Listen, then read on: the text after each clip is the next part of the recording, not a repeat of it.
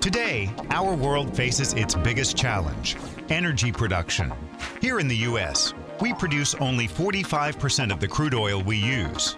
In 20 years, that number will have dropped to only 30%. But Sapphire Energy is working to change that. Sapphire Energy was founded on one goal: to create a renewable source of crude oil that reduces our dependency on oil from governments that don't share our values, improving our national security.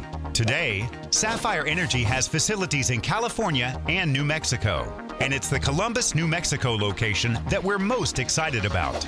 That's because, in partnership with the Department of Energy and the Department of Agriculture, Sapphire Energy has begun commissioning and startup of the very first commercial demonstration green crude farm. It's here at the Green Crude Farm where Sapphire Energy will actually grow a renewable biofuel on a commercial demonstration scale. Since we are turning algae into crude oil, we call it the Green Crude Farm. Many people think fossil fuels came from dinosaurs, but actually, fossil fuels were formed way back in the Carboniferous period, when algae blooms formed worldwide and settled in the Great Basins of the time. The algae was covered up as the Earth continued to form continents, and lots of heat, pressure, and time resulted in crude oil forming from algae. What we're doing today is using cutting-edge science and modern farming techniques to speed up time. Algae is the most efficient organism we know of that takes the sun's energy and converts that energy to the hydrocarbons the world needs. And since green crude is chemically identical to traditional crude, what Mother Nature did once over 500 million years, we can now do renewably in a matter of weeks.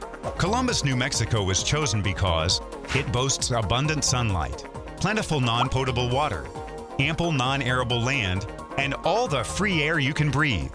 These are the perfect conditions to harvest green crude. Most important, sunlight.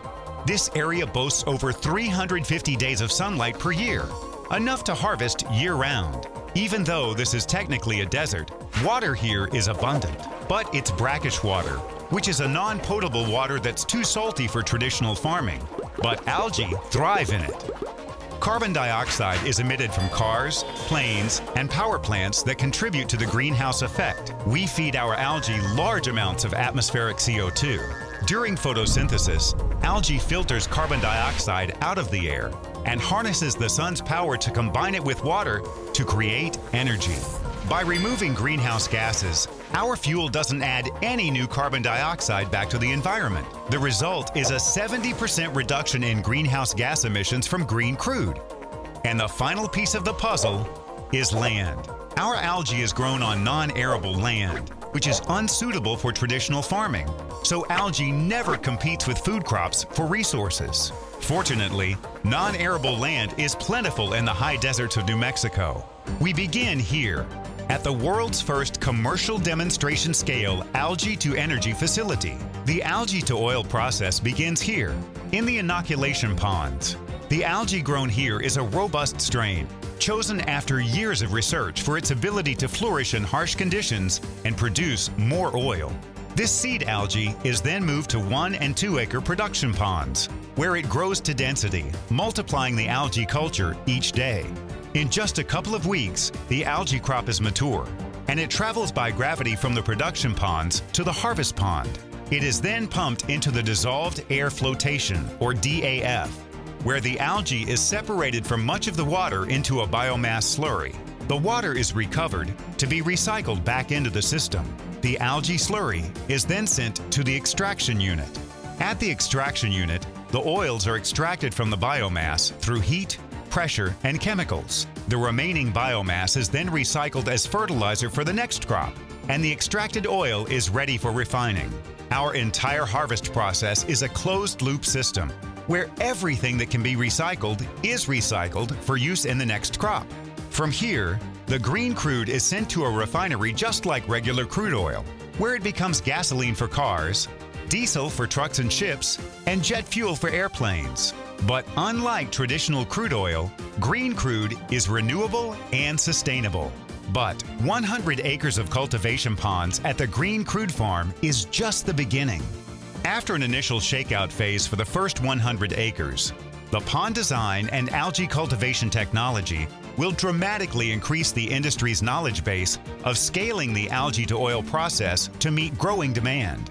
In the next phase of algae to oil production, we will see the expansion of the green crude farm and novel technologies leading the industry with new pond designs, higher efficiency in growth and harvesting of algae, and greater yields of oil production. By the end of 2014, the green crude farm will have the capacity to produce 100 barrels of green crude per day, and it is Sapphire's goal to commercialize an algae-to-energy farm by 2018. We are changing the energy landscape through cutting-edge science, modern farming techniques, and an intense focus on actually growing the world's fuel. Domestically produced green crude is key to energy security and the defense of our nation. Renewable energy is vital to combating global oil volatility and ensuring a long-term solution is in place for generations to come. Green crude has the potential to usher in a new age of industrial agriculture, and with it, the demand for a workforce. And since the fuels produced are chemically identical to the jet fuel, gasoline, and diesel fuel that we currently use, they are drop-in replacements that can be used in today's planes, cars, and trucks. Today, Sapphire Energy is at the intersection of energy, agriculture, and biotechnology, and stands poised to forever change the world.